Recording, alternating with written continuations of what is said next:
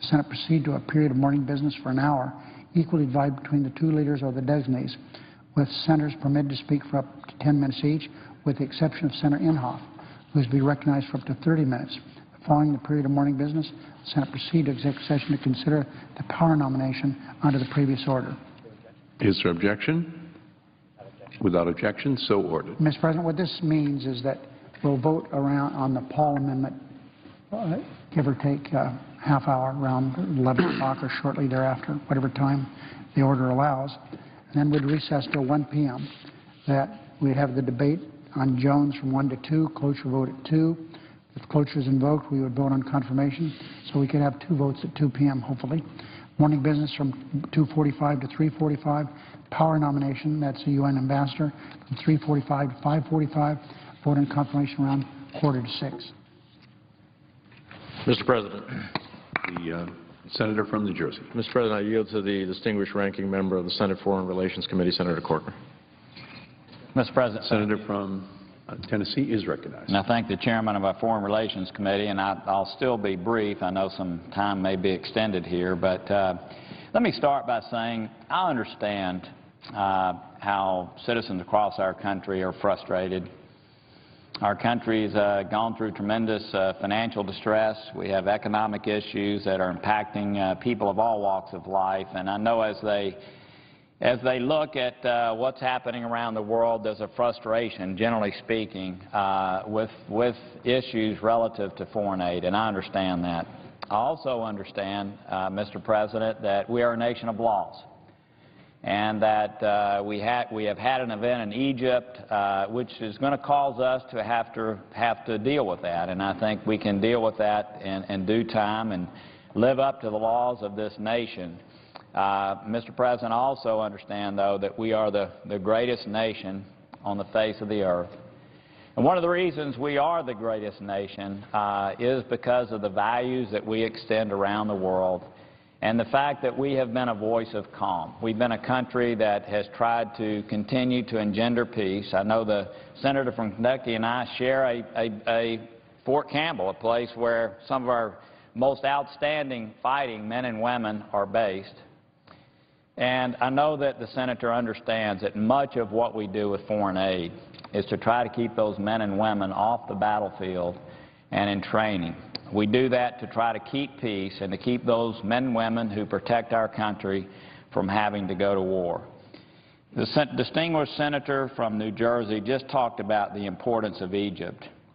And from the very beginning, when this all began just within the last month or 6 weeks, I have felt the administration candidly has handled this well, that our nation should be the voice of calmness. We should try to be the steady hand that allows this transition to occur in the right way, and at the same time, we should push them towards democracy. And Mr. President, I think that is exactly what we're doing. We've had a debate throughout this week in our lunch sessions among Republicans. And I know the senator from Kentucky has made it clear that the poll numbers indicate that we should cut off foreign aid. And, Mr. President, I just want to say that we have tremendous responsibilities here as senators. And one of the responsibilities we have, no doubt, is to represent our citizens. But on the other hand, Mr. President, we're to know that sometimes we understand that we should sell to the citizens the reasons that we do the things we do on this floor. And I think that most people in this body understand that just on a THUD bill, having an amendment that cuts off aid to Egypt is not a thoughtful process as it relates to foreign aid. So, Mr. President, my appeal today is really not to my friends on the other side of the aisle, although I'm sure some of them are contemplating what to do, but it's to my friends on this side of the aisle. I've talked to many of them in private. I think all of them, many of them, know that this is terrible public policy. No doubt, without us explaining to the American people why we shouldn't just jerk the rug out from under Egypt as they go through this transition, no doubt without us sharing the importance of that, the American people are going to look at aid to Egypt and see what's happening there and say, no, let's take that money and let's do something else. But I think most people on this side of the aisle understand that that is terrible public policy. And I think most people on this side of the aisle want to stand up and to be thoughtful United States senators and do not want to have a poll-tested foreign policy. We're going to have plenty of time to debate this issue in September. I think all of us know a lot is going to be happening during the recess. We have 2 senators who are traveling to Egypt over the weekend to look at what is occurring there. I'm going to be in the area in a few weeks. And it seems to me as the greatest nation on the face of the earth, instead of having some poll-tested amendment that may play well in the short term, what we should do as senators is be thoughtful, understand the greatness of this nation, understand the millions of lives and livelihoods that are at stake in us being a calm hand in Egypt, understanding the impact that this is going to have on people all around the world and certainly our standing in the world, but our continued ability to help promote human rights, promote democracy, promote peace, promote calm. So I would just urge the senators on our side of the aisle, we have these things that come up, and we certainly have groups who come forth, and I think all of us understand that this is a big vote. This is a vote that says a lot about who we are as United States senators. This is a vote that gives us an opportunity to step away from those short-term, hot, poll-tested amendments that have nothing to do with furthering the greatness of this nation. And I would urge everybody in this body to stand up, to be United States senators, to do the thing that we know is the right thing to do, and that is to be calm, to address this issue as we should in the right way this September when all of us have more information to deal with this. Mr. President, I thank you for the opportunity to speak. I hope this body will rise up and conduct itself as the United States Senate should on issues of this importance. I thank you for the time, and I yield the floor.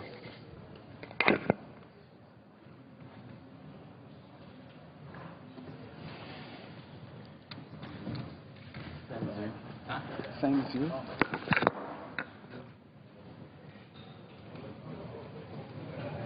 Madam President, Senator from New Jersey. I'd like to yield 3 minutes to the Senator from Florida, Senator Rubio. Senator from Florida. Thank you, Madam President. And let me just say briefly, I've gotten a lot of calls about Egypt as well. Look, I understand it. You look at what's happening over there. You look at some of the wild things that are happening in the streets, certainly tragedies as well. You see the oppression of religious minorities, and you wonder, why do we continue to give aid to a country that does that? And I think that's a very important question. I think the problem that we face is that we are sometimes in this place put into a position between 2 absolutes when there are other options available to us. And the choice before us is not to cut off aid to Egypt or to continue aid to Egypt. I think the opportunity we have now is to restructure aid to Egypt in a way that furthers our national interests. What is our national interest in Egypt? Our national interest is to have a secular, stable, democratic government that provides security so their economy can grow, that lives up to the Camp David Accords, that cooperates in counterterrorism, that prevents religious minorities.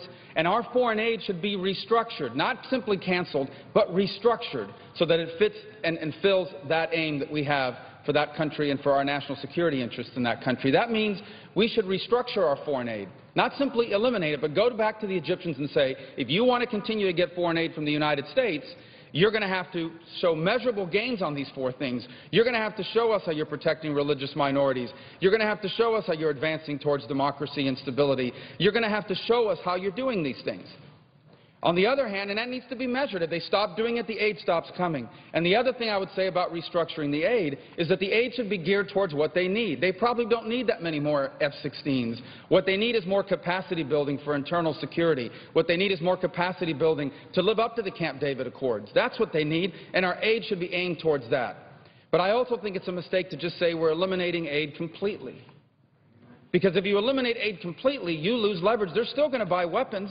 They just won't get them from us, and our influence will be diminished. So I think there's a third way there, and I think what's happened in Egypt is a unique opportunity to restructure, not to cancel, but to restructure and reframe our relationship with Egypt. If they do certain things, they'll continue to get aid. If they move towards certain goals that are in our national interest, they'll continue to get aid. And they'll continue to get aid that helps them meet those goals, not simply anything they ask for. But this is what this opportunity is now, and this should be done in a thoughtful and careful way. And I hope that that's the direction the body will move. But I do think to simply cancel aid without putting these other conditions in place is a missed opportunity we should not walk away from. And so I would say to our colleagues, let's not just simply cut off aid. Let's take the time here to work on this so that we can restructure aid with Egypt in a way that furthers our national security interests. A secular, democratic government that lives up to the Camp David Accords, that cooperates in counterterrorism, that respects religious minorities, and that provides the internal security they need to create the economic growth they need so that they can be stable now and in the future and be a partner of ours. Thank you, Madam President. Majority Leader. I ask unanimous consent that the period for morning business following the consideration of Jones' nomination be extended by 40 minutes, with the additional time being equally divided between the two leaders or the designees, with senators permitted to speak up to 10 minutes each. As we've already have part of the order, Inhofe would have 30 minutes. But added to that would be Senator McCain, who would be guaranteed 20 minutes. Is there objection? Without objection? Madam President. Senator from New Jersey. Yield to the Senator from South Carolina, Senator Graham. Senator from South Carolina. Thank the Chairman of the Foreign Relations Committee. Madam President, first I'd like to associate myself with the remarks of the Senator from Florida. Now's the time to be creative with our assistance to Egypt to try to change things while there's still hope of things changing in a positive direction. I certainly understand why should we be selling F-16s to people who behave this way. The administration has put on hold the 4 F-16s that were due to be delivered to Egypt, trying to find out what's going to happen next. That makes sense to me. But why are we selling weapons to Egypt? Because if we don't, someone else will. I want them to have F-16s and come to our pilot training bases. I want Egyptian officers to come to our military training academies. I want a relationship with the Egyptian military that can be beneficial to our national security interest. I want the people who build F-16s in America to get the business from Egypt, to get some of our money back. If they buy MiGs or Mirages, we lose that. It's not a question if they're going to buy fighter planes. It's a question of who they're going to buy them from. And we have every right to withhold sales. We have every right to put them on hold temporarily. But to just sever this relationship now, I think, would be a huge mistake. And in fairness to Senator Paul, he says we would resume aid once they get their act together and move back toward democracy. I think that's something worth noting. That is an understanding on his part that he's looking for an outcome that we can be more supportive of. The difference I have is if we cut off aid now, then I cannot tell you the consequences of what that would mean in terms of moving in the direction we would all like. Unintended consequences to this decision jump out pretty clearly in my mind, and most of them are bad. Is it a coup? Certainly looks like one, certainly sounds like one.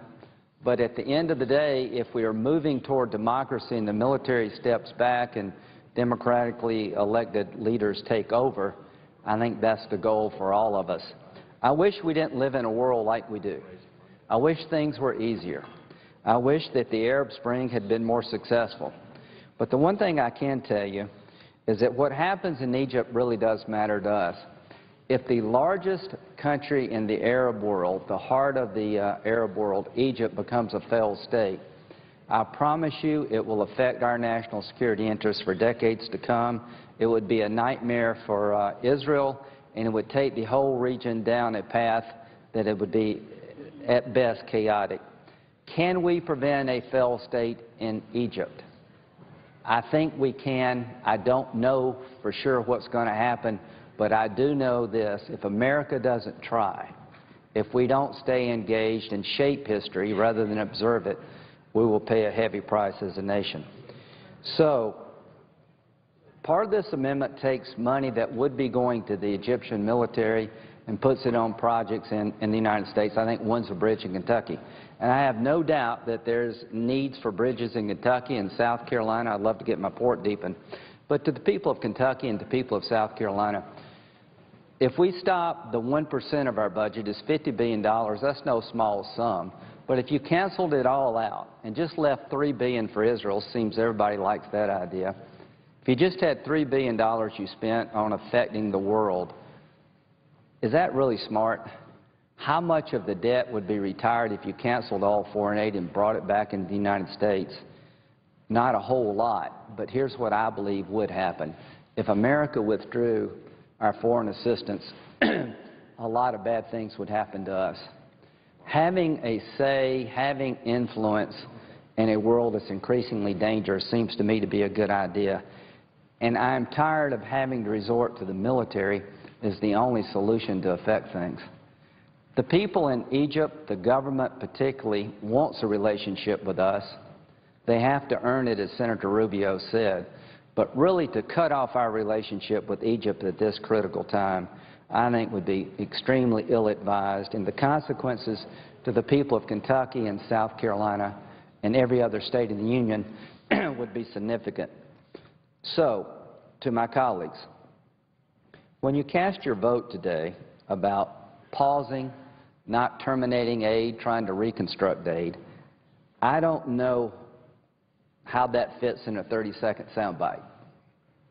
It's probably easier to explain the no vote than it is the yes vote. But I do know this, that your country would be well served if you decided today to pause and wait to find out what the right answer in Egypt is. I do know this, that if Egypt goes, the entire region blows up. And the biggest fear I have is radical Islamists are closer to getting nuclear weapons and chemical weapons than any time in my lifetime. And if Egypt becomes a failed state, that's one more problem for us to have to deal with rather than focus on the Iranian efforts to march toward a nuclear weapon. So radical Islam has not forgotten about us. The question for us, have we forgotten about radical Islam? And if you want to stop this march in the Mideast of radical Islam getting stronger and stronger and stronger, try to hang on to our relationship with Egypt. Because if it becomes a failed state, the Sinai becomes one of the great safe havens for terrorist groups, and the Egyptian army, to their credit, is involved now with the Sinai. The cataclysmic effect of a failed state in Egypt would be the biggest booster to radical Islam I could think of, and would do a lot of damage to our national security and our best friend in the region, Israel. So, I have a letter here from our AIPAC. I asked them to comment on this, and they're saying we're writing to express our concerns over the Paul Amendment to the Transportation HUD Appropriations Bill that would eliminate military assistance and sales to Egypt.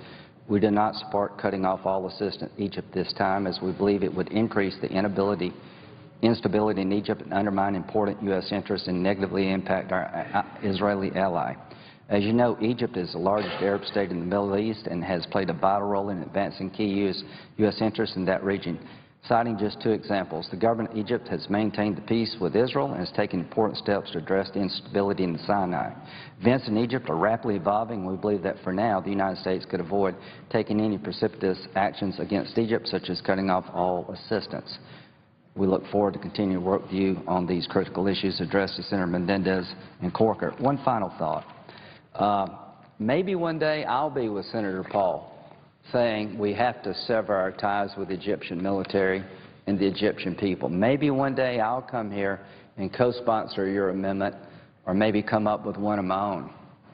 All I can tell you, if that day ever comes, it will be one of the saddest days of my life, because that means Egypt is gone. And if Egypt is gone, all hell is going to break loose. I yield. Senator from New Jersey. I yield to the Senator from Oregon for a unanimous consent request. Senator from Oregon. Thank you, Madam President. I ask that Alan Van Fleet be given privileges of the floor for the balance of the day. He is my intern in my office. Without objection. Thank you. Madam President, I yield to the distinguished Senator from Arizona, member of the committee, Senator McCain. Senator from Arizona. Could I ask the time situation?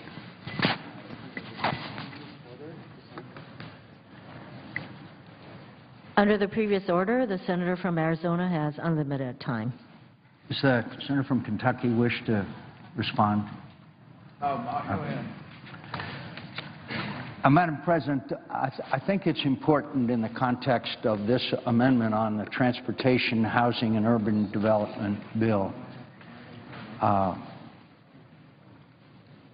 we put into focus what this amendment is really affecting. It is affecting the most important nation in the Arab world, the heart and soul of the Arab world, Egypt. All countries in the Middle East are important. Egypt is the most important. In Egypt today, there are demonstrations, there are scores of people being killed, hundreds being wounded, and this Friday, just 2 days from now, after prayers, there is predictions that there could be even more carnage will take place as a result of the pro-Morsi people taking the streets of Cairo and other cities throughout Egypt. So I think we ought to consider this amendment in the context of what's happening in arguably the most important nation in the Arab world. And should we ask ourselves that at this point, without adequate hearings, without adequate discussion, without input from the administration as well as the oversight responsibilities by the Foreign Relations Committee, the Appropriations Committee, the Armed Services Committee, all of whom chairmen and ranking members are opposed to this amendment. So, first of all, I caution against a rush to judgment on this issue. It requires, frankly, more than an hour equally divided of debate on the floor of the United States Senate. I'd also like to point out that this amendment today is part of a larger debate that's been going on in the Republican Party for well over a century. Prior to World War I, there was the isolationist wing of our party. After World War I in the 30s, there were the America Firsters. After World War II, there was the Eisenhower wing of our party and the Taft wing. And the conflict and debate, and not the conflict, but the debate has gone on for the heart and soul of the Republican Party. This debate and this amendment that is posed by my friend from Kentucky is part of that overall debate as to what the United States of America's role in the world should be. Should we take our money from Egypt and give it to build a bridge in Kentucky? Should we take our foreign aid and cut it to the point where we no longer have influence in these countries throughout the world and spend it on the much-needed projects that are the result of a very ailing and still serious recession that we remain in? So I think that the vote today on this amendment has even larger implications than that of whether we should cut off all assistance to Egypt. And by the way, my friends, I don't think it's an accident that AIPAC, our friends there who represent the interests of the State of Israel, have opposed this amendment.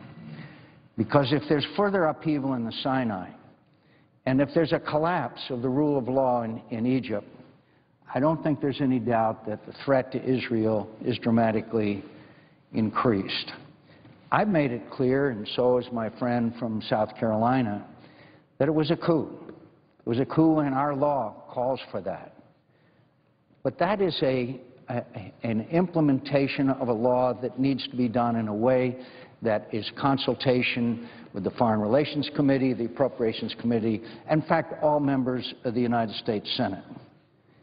And I think it's important for us to send a message to Egypt that we're not abandoning them, but what we are doing is trying to caution them, to try to modify their behavior, to tell General Assisi that he's got to have an inclusive government, that he has to allow the Muslim Brotherhood to partake in the upcoming elections, that the Muslim Brotherhood, has to be told that they have to renounce violence. Right now, Egypt is spiraling down into a situation of chaos, which I can promise my colleagues will sooner or later pose a threat to our vital national security interests. The most important nation in the Arab world descending into chaos is going to be a threat to the United States of America, and I urge my colleagues, and I urge my friend from Kentucky with respect, to realize that this amendment would send the wrong message at the wrong time. It may be coincidental, but this Friday is going to be an important day in Egypt. And should we be sending the message that, okay, to the Egyptians, you're on your own, and yes, other countries in the region are contributing enormously to the Egyptians without conditions, but the support or condemnation of the United States of America, the best and freest and still most influential nation in the world, is of vital importance. And at this time, I think it would be a terrific mistake for the United States to send the message to Egypt, you're on your own. So I hope that we understand that it's not about U.S. foreign assistance. It's not about what serves our interests and it is about what serves our interests and our values. And this, my friends, is a debate that we need to have over the weeks and months and years ahead, in probably one of the best places to have that debate. But today, I urge my colleagues, no matter how they feel about assistance to Egypt, that we are committed. I urge them to appreciate that we are committed to a long debate on this issue. I have confidence in the chairman of the Foreign Relations Committee that we will be addressing this issue seriously, of which the senator from Kentucky is a member and would certainly take part. I urge my colleagues to understand that an amendment on a transportation, housing, and urban development appropriations bill is not the venue. And we need to have this debate not only about Egypt, but America's role in the world, and I look forward to joining it. But today is not the day to take a step that could have repercussions that over time could damage United States' vital national security interests. I urge my colleagues to vote to table the Paul amendment. Madam President. Senator from Kentucky. Well, this is actually precisely the time this should come up, because on the infrastructure bill that we're looking at, this gives Americans a chance to show the great contrast. Do you want to do nation building overseas, or do you want to do nation building at home? Do you want to spend billions of dollars in Egypt, or would you rather build some roads at home? So I think it provides a perfect contrast. In fact, there couldn't be a better place to have a discussion on this. We always hear a lot of empty thoughts and empty promises. Oh, we'll do this in committee, we'll do this.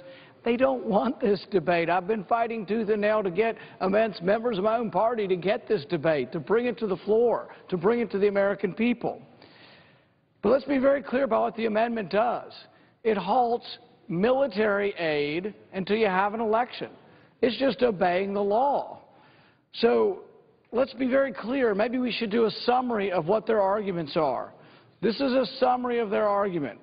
They love sending American money overseas so much that they don't mind breaking the law. I didn't hear one of them here explain how they're going to adhere to the law. The law says military aid ends when there's a coup. The president says you can't make him say that there's a coup. He probably is a coup, but he's never going to say it, and he's never going to adjudicate it. Who's going to adjudicate whether it was a coup or not? This is about temporarily halting aid. Some people rise up and say, oh, we'll be closed out and they'll buy their weapons somewhere else. They don't have any money. We give them the money to buy our weapons. Some have said we want to promote democracy.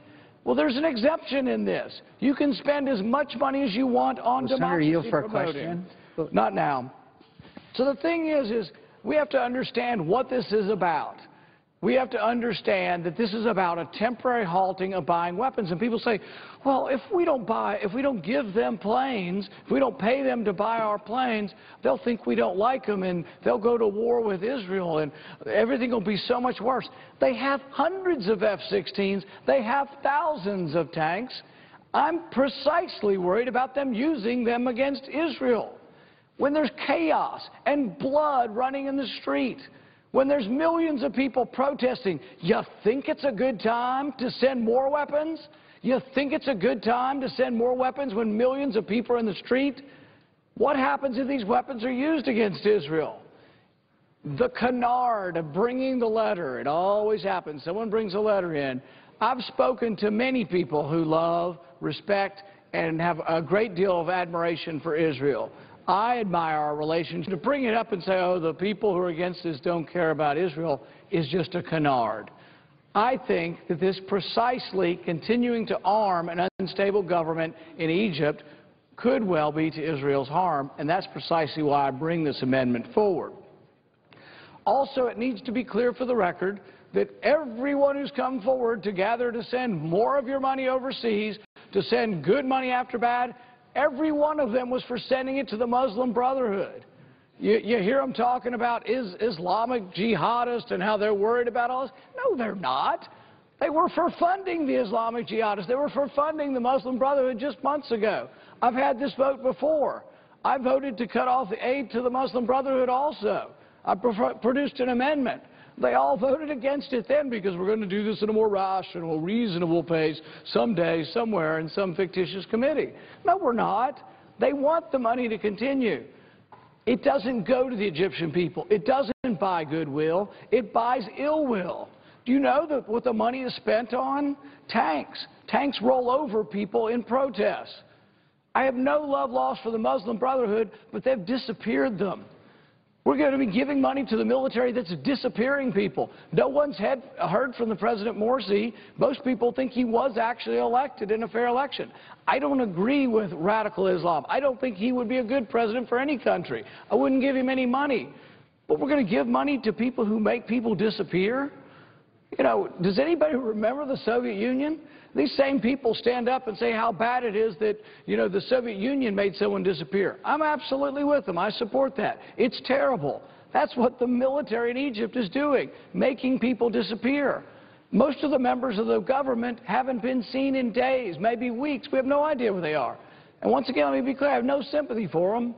I didn't want to give them money either. But all of these people who want to fund the military, they all want to fund the Muslim Brotherhood. The only thing consistent about their argument is sending your money to other people. Well, there's a finite amount of money. Detroit lays in ruins.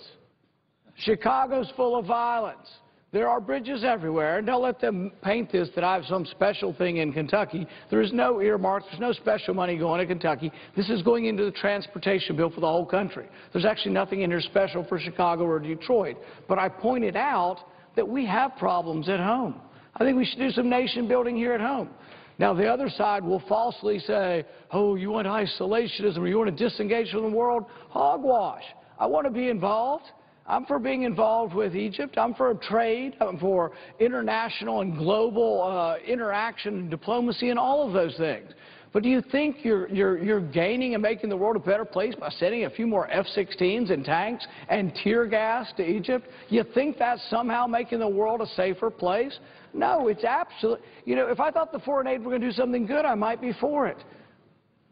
Mubarak and his family fly on private jets, dine on caviar and champagne.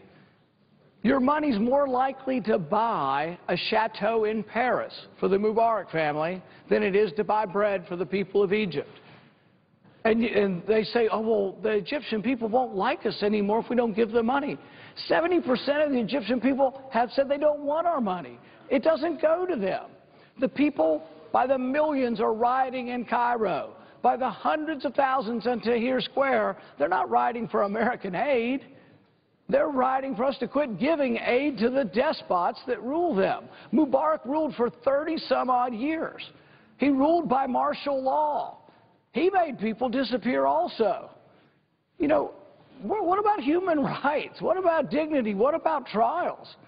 They just recently, the Muslim Brotherhood, tried 16 Americans in absentia. If they were there, they'd have put them in jail. And yet all of these same people are afraid to take money away. How do you think leverage would best work? How would we have leverage? Maybe if we withheld some aid, we would have leverage. But if you just give them everything they want all the time, anytime, do you think they're going to do something differently? They say the definition of insanity is doing the same thing over and over again and expecting a different response. We've given the aid for 30-some-odd years. We gave a dictator in the Congo, Mobutu, aid for years after years. His wife they called Gucci Mobutu. Why? Because she would take a Louis Vuitton bag full of about $1 million in cash to Paris. She'd spend it on a weekend. Your money, our money, spent on lavish homes. Mobutu had, I think, 7 palaces. I think Mubarak's got 6 or 7 palaces. They steal the money. It doesn't buy goodwill with the people. It actually buys ill will. It actually does completely the opposite of everything they say it does. It does completely the opposite. So there is a disagreement on this. But the one thing there's not a disagreement on, it's against the law. The Republican Party maintains, oh, we're for the rule of law. And we proudly beat our chest all the time and say to Democrats, oh, you don't want the rule of law and the president disobeys the rule of law. Well, guess what? This time, many Democrats and Republicans will flout the rule of law because the rule of law says the military aid ends when you have a coup. It doesn't say you can wait around until it's convenient for you and that maybe you can parcel out the aid in different ways. It doesn't say that. It says the military aid ends until there's an election. It's very clear about this. And so what the argument is about here is, do you believe in the rule of law? If you do, there's no question. You have to vote for this amendment because this amendment simply restates the law. I'm not even creating the law. I'm just restating the law that the aid ends and it resumes when there's an election. So those who want to say, oh, he's against all aid, don't listen to him, he's against all aid, that's not what this amendment does. This amendment enforces a law that actually every one of these guys, men and women, voted for. They've voted for this law. It's been on the books for 30-some-odd years, and the law says that aid ends when you have a military coup. So they're all going to vote to bypass a law they've all supported. Every one of them supported this law. This isn't, some extreme position of no aid. This is a position of temporary halting it. It's their plan. So that it's not convenient now to obey the law that they passed. This is an important debate. It's not about doing things to harm Israel. It's about doing things that actually I think would be beneficial to Israel. It's not about ending all aid. It's about obeying the law. It really shouldn't even about whether aid's good or bad. I think there are a lot of bad things and unintended consequences that come from the aid, but it's not really about that. It's about whether you're going to obey the law or not. So what I would say is think long and hard about this. Some say they're going to do something that's more important than what their people at home want, and that they're very proud they're going to stand against the will of the people. 3/4 of Republicans, 3/4 of Democrats, and 3/4 of independents or higher think that it's a bad idea to be sending good money after bad overseas. We do have problems at home, and this could go towards fixing it. Some will say, well, it's only 1%. Foreign aid is only 1%. Well, guess what? If you cut 1% of the budget, each year your budget balances within about 5 years. It's called the penny plan. Many on my side have actually endorsed this plan. So 1% isn't an insignificant amount of money, and it's not working. It's doing the wrong thing. So I urge a yes vote on that, and I retain the remainder of my time. Mr. President, Senator from New Jersey. Ask 2 minutes to unanimous consent for 2 minutes. Without objection. Mr. President, let me close. This has been a robust debate, but listening to my friend and colleague from Kentucky, I appreciate his views. I strongly disagree with him, but above all, let's say what it is and what it's not about. This is not about Mubarak and chateaus. Mubarak is gone. The Egyptian people decided that. He's gone. And it's not about Mobutu. It's not about anybody else. You can conflate everything you want to throw it up against the wall. It's a question about whether or not we will continue to pursue our own national interests and national security in Egypt, in the Middle East. This is, in fact, about democracy. It is about the 30 million that were protesting in the streets of Egypt that Senator Paul referred to. But their call is not for us to leave. Their call is for us to engage with them. And as the testimony before the committee by experts in this field said, the one uniting thing among all elements of Egyptian society that we could do is cut off all aid. And that we unite in what? Against us. Now, this is about making sure that we have a stable Middle East. It's not a canard to suggest that Israel's security is at stake here, because when you have hundreds of tunnels in the Sinai being used by extremists to send weapons into Gaza to attack Israel, it is about their security, and I think no one knows better about their security, and the state of Israel itself knows about their security. It is not a canard. It's a fundamental element of whether or not we are going to have an ally that can be safe and secure. It's a fundamental element of whether we're going to have an ability to affect the outcome in Egypt in a way that will create stability and peace. It's a fundamental element of whether we have to send soldiers abroad versus keeping them here at home. Because when there's peace and stability, we ultimately do not have to engage in the world with our military in pursuit of our national interests and security. When terrorists cannot organize in Egypt, we are safer here at home in the United States. So let us not cut off all aid to Egypt in a transportation, housing, and development bill when in fact our vital national interests are at stake. There's plenty of opportunity to help America's cities. I was a mayor. Nobody wants to help America's cities more. You'll get to do that when you vote for the THUD bill if you put your vote up for it. But this is not the way to achieve it. Let me yield for a question. I happen to yield to the senator from Arizona. You know, as Ronald Reagan used to say, facts are stubborn things. The senator from Kentucky just said that Egypt has no money. Isn't it a fact that the Gulf countries and the Saudis have just given them $13 billion? Absolutely. They've made pledges and given money as well. And again, isn't the question here is whether the senator from Kentucky knows what's better for Israel or Israel knows what's better for Israel? And the fact is that AIPAC and the Israelis are adamantly opposed to this amendment. Isn't that correct? It is true that they are opposed, and I would assume that Israel, as a sovereign state, knows what its security interests are better than anyone else. Mr. President. The senator's time has expired. Mr. President, Senator from New Jersey. I have 12 unanimous consent requests for committees to meet during today's session of the Senate. They have the approval of the majority and minority leaders, and I ask unanimous consent that these requests be agreed to and that they be printed in the record. Without objection. Mr. President, what is the status? Senator from Tennessee. What is the status of time right now? I know there was, I think we ought to bring this to a close soon. All time remaining is under control of the senator from Kentucky, and he has 2 minutes. Mr. President, several points have been made about whether or not we should engage with Egypt. Absolutely, we should. But the Egyptian people don't see it as engagement when the engagement is at the end of a truncheon, when the engagement is tear gas bought with American money sprayed on them. They don't quite understand that as engagement. So buying arms, American tanks, and American tear gas to be used for crowd control isn't exactly what the Egyptian people have in mind as far as engagement. With regard to Israel, there is no unified statement from the nation of Israel saying that they're for this. I've had both private and public discussions with the leaders of Israel, and to tell you the truth, without naming individuals, I can tell you they're not too excited about sending more arms to Egypt. So for someone to come to the floor and say they speak for the nation of Israel, and they speak for all people who love Israel in our country, it's just false.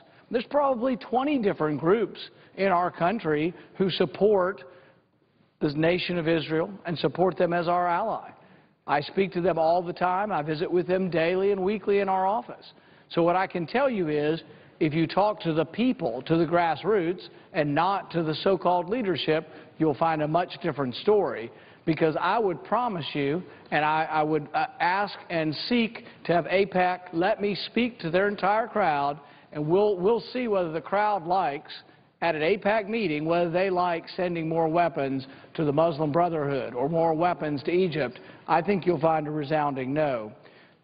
This amendment's ultimately about the law, and I hope my colleagues will remember that if they vote against their amendment, they're flouting the law, they're voting to disobey the law, they're voting against the rule of law, and they're actually voting against the law they all have voted for. Remainder of my time. The senator's time has expired. Senator from Tennessee. Mr. President, I think most members of the body realize that the T-HUD bill is not the place to address major foreign policy, and I think all understand that in September it's the plan of this body to deal with the legal issues regarding foreign aid to Egypt, so I move to table the Senator from Kentucky's amendment. Question is on the motion to table. Is there a sufficient second? There appears to be. Clerk will call the roll.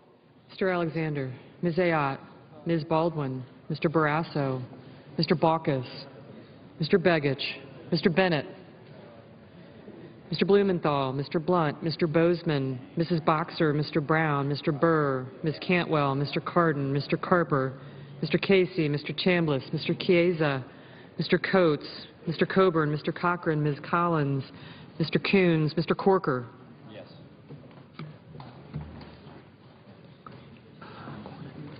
Mr. Cornyn. Graham, Mr. Durbin. Menendez.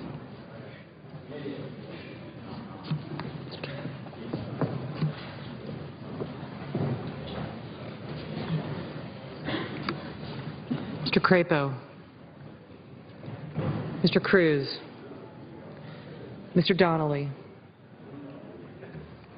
Mr. Durbin. Mr. Enzi. Mrs. Feinstein.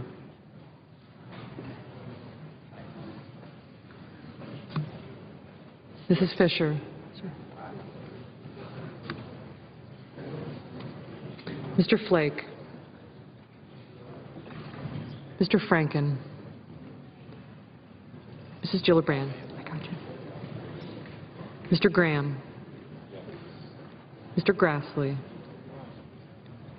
Mrs. Hagan. Mr. Harkin. Mr. Hatch. Mr. Heinrich. Ms. Stabenow? No. Ms. Heitkamp. Mr. Heller. Ms. Hirono. Mr. Hoven. Mr. Inhofe. Mr. Isaacson. Sorry.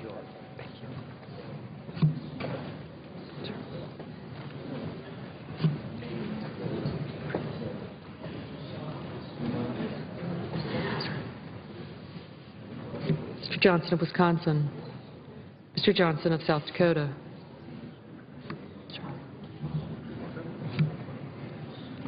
Mr. Kane. Mr. King. Mr. Kirk. Ms. Klobuchar. Ms. Landrieu. Mr. Leahy. Mr. Lee. Mr. Levin. Mr. Manchin. Mr. Markey. Mr. McCain. Mrs. McCaskill. Mr. McConnell. Mr. Menendez. Mr. Merkley. Ms. Mikulski. Yes, sir, I do. Mr. Moran. Ms. Murkowski. Mr. Murphy. Mrs. Murray. Mr. Nelson. Mr. Paul. Mr. Portman. Mr. Pryor. Mr. Reed of Rhode Island. Mr. Reed of Nevada. Mr. Risch. Mr. Roberts. Mr. Rockefeller. Mr. Rubio. Mr. Sanders. Mr. Schatz. Mr. Schumer. Mr. Scott. Mr. Sessions. Mrs. Shaheen. Mr. Shelby. Ms. Stabenow. Mr. Tester. Mr. Thune. Mr. Toomey. Mr. Udall of Colorado. Mr. Udall of New Mexico. Mr. Vitter. Mr. Warner. Ms. Warren. Mr. Whitehouse. Mr. Wicker.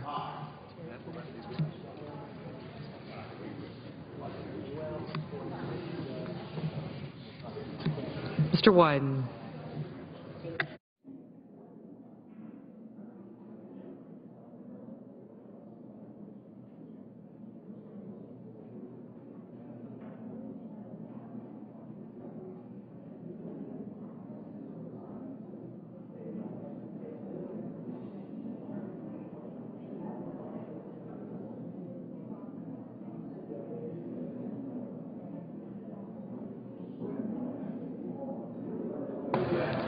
Senators voting in the affirmative: Alexander, Bennett, Brown, Cardin, Corker, Cornyn, Donnelly, Durbin, Franken, Graham, Heinrich, Isaacson, Johans, King, Leahy, McCain, Menendez, Mikulski, Murphy, Murray, Nelson, Reed of Nevada, Rockefeller, Shaheen, Stabenow, Warner, and Wicker.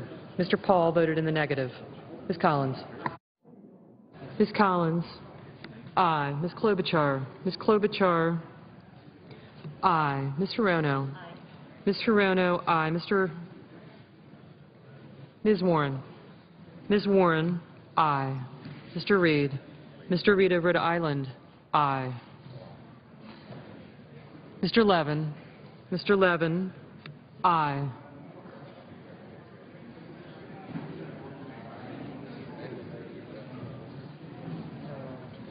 Mr. Casey. Mr. Casey. Aye. Mr. Roberts. Mr. Roberts. Aye. Mr. Kane. Mr. Kane. Aye.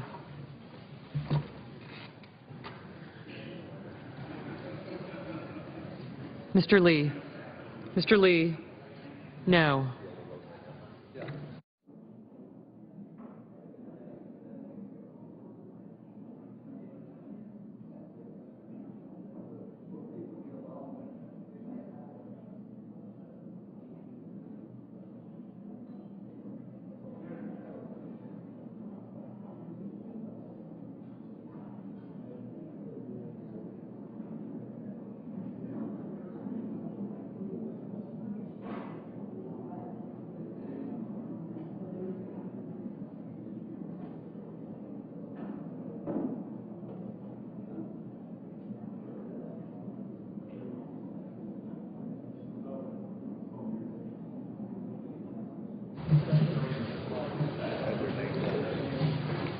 Ms. Landrieu.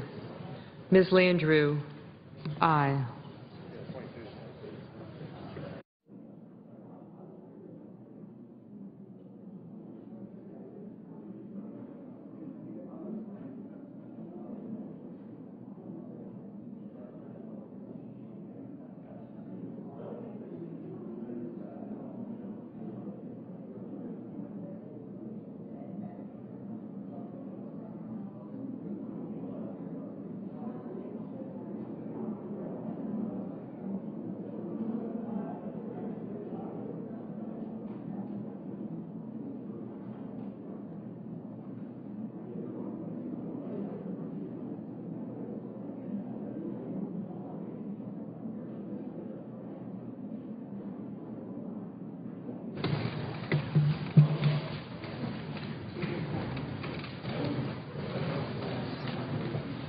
Mr. Schatz.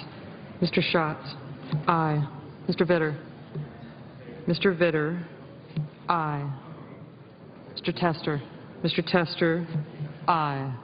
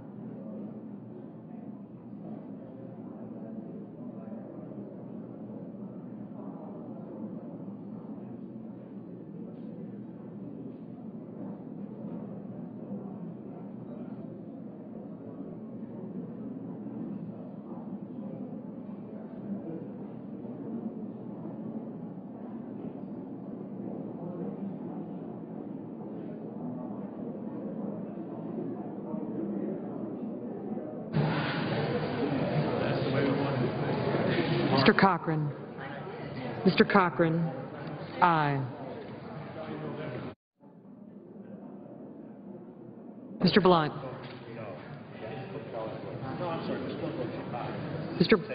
Mr. Blunt, aye. Ms. Ayotte. Ms. Ayotte, aye. Mr. Markey. Mr. Markey, aye. Mr. Chiesa. Mr. Chiesa, aye. Mr. Baucus. Mr. Baucus, aye. Mrs. Hagan. Mrs. Hagan, aye. Mr. Johnson. Mr. Johnson of Wisconsin, aye. Ms. Baldwin. Ms. Baldwin, aye.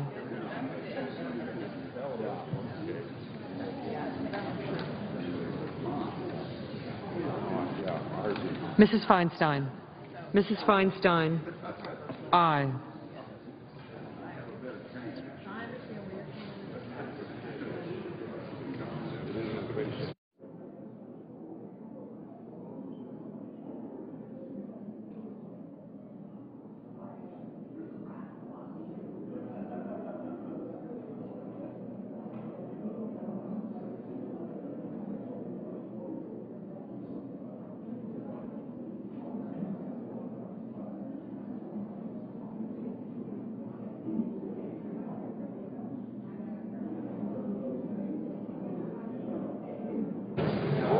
Mr. Merkley. Mr. Merkley, aye.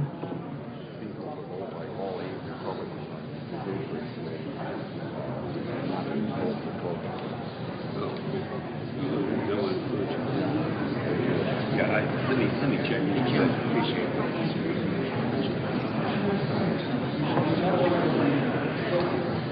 Yeah.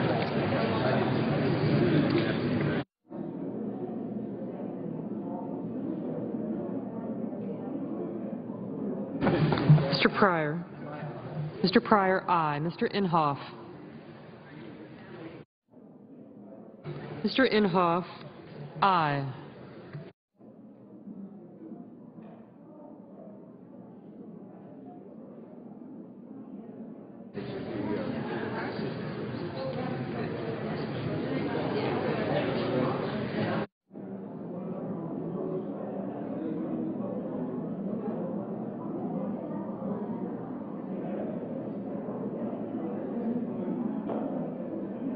Mr. Shelby. Mr. Shelby, aye.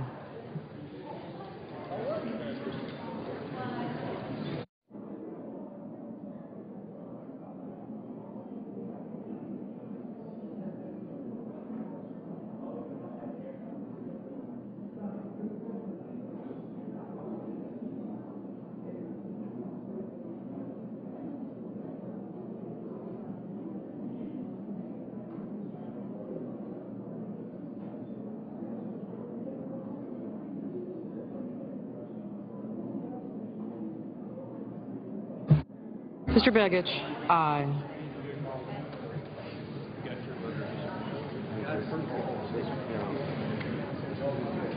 Mr. Blumenthal. Mr. Blumenthal, aye. Mr. Coons. Mr. Coons, aye.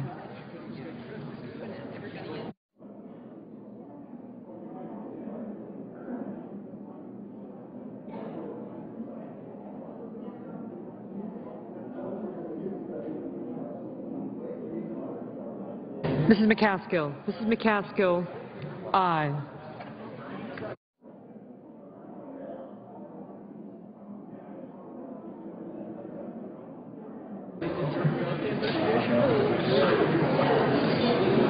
Mr. Cruz. Mr. Cruz, no. Mrs. Gillibrand. Mrs. Gillibrand, aye.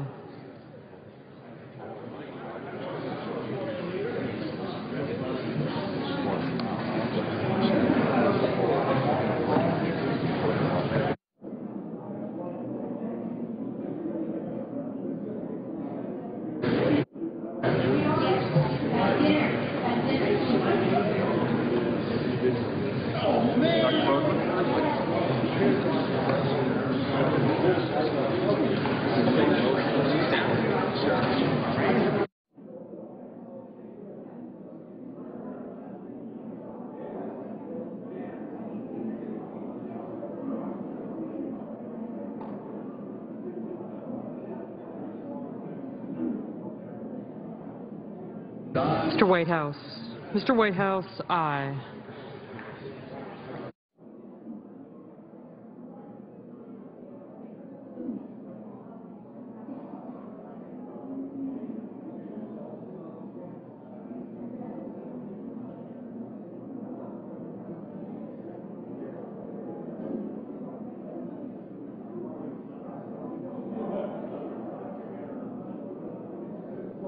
Mr. Bozeman, aye.